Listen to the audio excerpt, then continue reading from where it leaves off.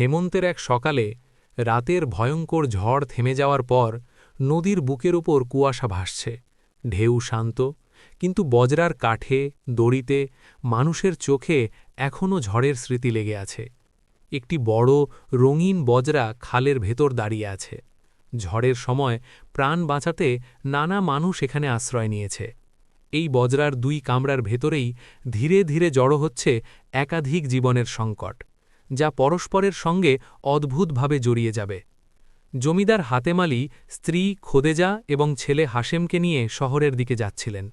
বাইরে থেকে যাত্রাটিকে সাধারণ মনে হলেও ভেতরে জমে আছে গভীর এক বিপর্যয়।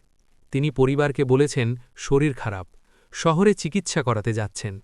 আসলে তার জমিদারি নিলামে উঠতে যাচ্ছে। বহু পুরনো বংশের সম্মান, সামাজিক অবস্থান, আর্থিক নিরাপত্তা সব একসঙ্গে ভেঙে পড়ার মুখে। তিনি শেষ চেষ্টা হিসেবে টাকা জোগাড় করতে বেরিয়েছেন, কিন্তু ইতিমধ্যেই ব্যর্থ হয়েছেন। এই ব্যর্থতা তিনি পরিবারকে বলতে পারেননি। দুশ্চিন্তা তাকে ভিতর থেকে ক্ষয় করে ফেলেছে।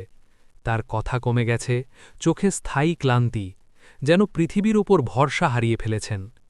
এই বজরাতেই আশ্রয় পেয়েছে তাহেরা। ডেমরার ঘাটে খোদেজা তাকে বিপন্ন অবস্থায় দেখেছিলেন। ভিড়ের মধ্যে বসে থাকা এক তরুণী, পাশে কাঁদতে থাকা ছোট একটি ছেলে।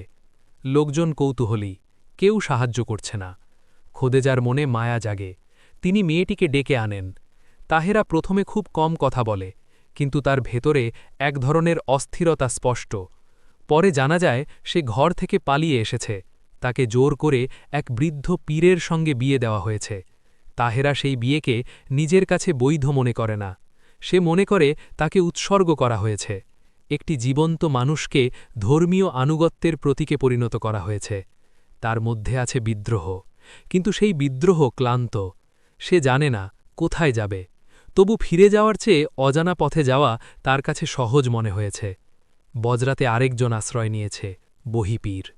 ঝড়ের মধ্যে তার নৌকা বজরার সঙ্গে ধাক্কা খেয়ে প্রায় ডুবে যাচ্ছিল। মাঝিরা তাকে তুলে এনেছে। তিনি শক্তপোক্ত, বয়স্ক, গম্ভীর। তার কথাবার্তা বইয়ের ভাষায়, যেন প্রতিটি শব্দের মধ্যে ধর্মীয় ওজন আছে। তিনি নিজের পরিচয় দেন। দেশে দেশে তার মুরিদ, মানুষ তার কাছে দোয়া নিতে আসে। তিনি বলেন তিনি মানুষের মঙ্গল কামনায় জীবন কাটিয়েছেন, কিন্তু কথার ফাঁকে ফাঁকে বোঝা যায় তিনি নিজের মর্যাদা সম্পর্কে সচেতন, এমনকি গোপনে গর্বিত। তাহেরা যখন এক ঝলক তাকে দেখে, তার শরীর জমে যায়। সে বুঝতে পারে এই মানুষটাই তার স্বামী।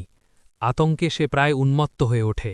জানালার দিকে ছুটে গিয়ে ঘোষণা করে কেউ তাকে পীরের হাতে দিলে সে নদীতে ঝাঁপ দেবে। তার কণ্ঠে কাঁপন নেই, আছে শেষ সিদ্ধান্তের দৃঢ়তা। খোদেজা ভয় পেয়ে যায়। তিনি ধর্মভীরু মানুষ, পীরের বিরুদ্ধে যাওয়ার কথা ভাবতেই পারেন না, কিন্তু মেয়েটির প্রতি তার মায়াও জন্মেছে। হাশেম দ্রুত তাহেরাকে শান্ত করার চেষ্টা করে। সে প্রতিশ্রুতি দেয় তার পরিচয় গোপন থাকবে। তাহেরা অনুনয় করে বলে পীর যেন কিছু না জানতে পারে। সে কাঁদে না, কিন্তু তার চোখে এমন মরিয়া সংকল্প যে সবাই অস্থির হয়ে পড়ে। এদিকে হাতেম আলী বহিপীরের সঙ্গে দীর্ঘ আলাপ করেন। তিনি নিজের জমিদারি হারানোর আশঙ্কা খুলে বলেন। বন্ধুর কাছ থেকে টাকা পাননি, আর কোনো পথ খোলা নেই।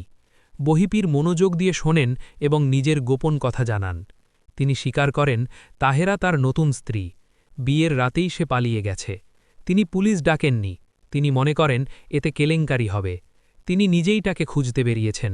তার যুক্তি, বিয়ে হয়ে গেলে স্ত্রীকে ফিরিয়ে আনা তার ধর্মীয় কর্তব্য। তিনি মনে করেন তাহেরা ভুল করেছে, তাকে সঠিক পথে আনতে হবে। বহিপীর দ্রুত বুঝে যান তাহেরা মরিয়া। সরাসরি জোর করলে সে আত্মহত্যা করতে পারে, তাই তিনি হিসাব কষতে থাকেন। তিনি হাতেম আলীর দুর্দশা আর তাহেরার কোমলতা একসঙ্গে মিলিয়ে দেখেন। তিনি উপলব্ধি করেন মানুষ কৃতজ্ঞতার নেশায় অসম্ভব কাজ করতে পারে। যদি তাহেরাকে এমন পরিস্থিতিতে রাখা যায় যেখানে তার সিদ্ধান্ত অন্যদের জীবন বাঁচাবে, তবে সে আত্মত্যাগ করতে পারে। রাত নেমে আসে। বজরার দুই কামরায় লণ্ঠনের আলো কাঁপে। হাতেম আলী অবশেষে পরিবারকে সত্য বলেন, কাল জমিদারি নিলামে উঠবে। খোদেজা স্তব্ধ হয়ে যান। হাশেম বাবার জন্য কাঁদে। সে বুঝতে পারে বাবার জীবনভর গড়া স্বপ্ন শেষ হয়ে যাচ্ছে। তাহেরা এই দৃশ্য দেখে গভীরভাবে বিচলিত হয়। সে বুঝতে পারে এই পরিবারের দুঃখের মধ্যে সে অদ্ভুতভাবে জড়িয়ে গেছে। এই অবস্থায় বহিপীর তার প্রস্তাব দেন।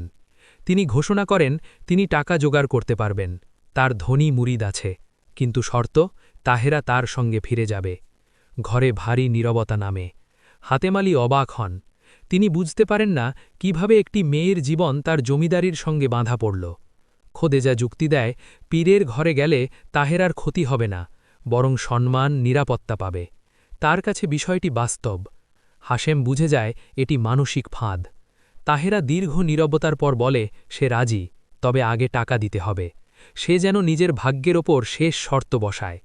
ঠিক তখন হাতেম আলী ঘোষণা করেন তিনি এই শর্তে টাকা নেনেন না। জমিদারি যাক, তিনি একজন মেয়ের জীবন বন্ধক রাখবেন না। এই সিদ্ধান্ত সবাইকে বিস্মিত করে। বহিপীর কিছুক্ষণ নীরব থাকেন, তারপর বলেন তিনি বিনা শর্তে টাকা দেবেন। তিনি স্বীকার করেন তিনি মানুষকে ভুল বুঝেছিলেন। কিন্তু তাহেরা বলে সে কথা দিয়েছে, সে যাবে। এখন এটি তার আত্মসম্মানের প্রশ্ন। হাশেম ক্ষিপ্ত হয়ে ওঠে। সে বলে সবাই তাহেরার জীবন নিয়ে খেলা করছে, বদান্যতার নেশায় সবাই অন্ধ। সে আর সহ্য করতে পারে না। হঠাৎ সে তাহেরার হাত ধরে বজরা থেকে পালিয়ে যায়।